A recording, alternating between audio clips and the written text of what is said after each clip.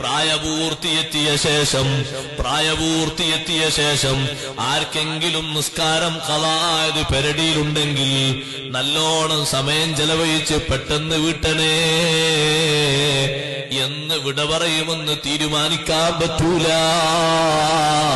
നിസ്കാരം പെരടിയിൽ വെച്ചിട്ട് നിങ്ങൾ വിട വാങ്ങിയാൽ മയ്യത്ത് നിസ്കാരം കൊണ്ട് അല്ലത് പുറത്തു തരൂല, തഹ്ലീൽ കൊണ്ട് അല്ല മാപ്പാക്കി തരൂല.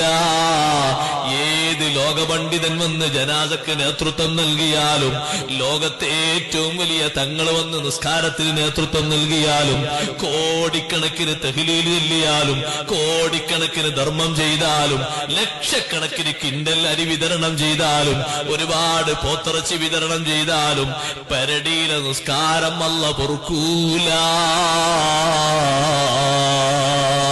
നിസ്കാരം ഒന്ന് മാറ്റമുണ്ട്.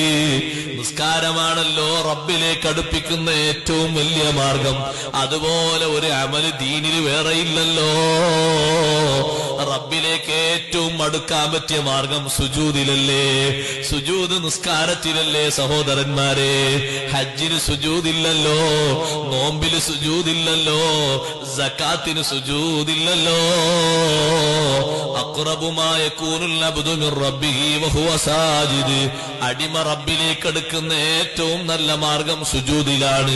സുജൂദിൽ നെറ്റിവെച്ച്, സുജൂദിൽ കാൽമുട്ടി വെച്ച്, സുജൂദിൽ കാൽപാദം വെച്ച്, സുജൂദിൽ കൈപ്പള്ള വെച്ച്, സുജൂദിൽ മൂക്കമർത്തി വെച്ച്, എല്ലാവിധ വണക്കത്തോടെയും നാഥനായ റബ്ബിനോട് അവൻ പറയുന്നത് അല്ല കേൾക്കും പോലെ കേൾക്കുന്നൊരു രംഗം ലോകത്ത് വേറെയില്ലല്ലോ.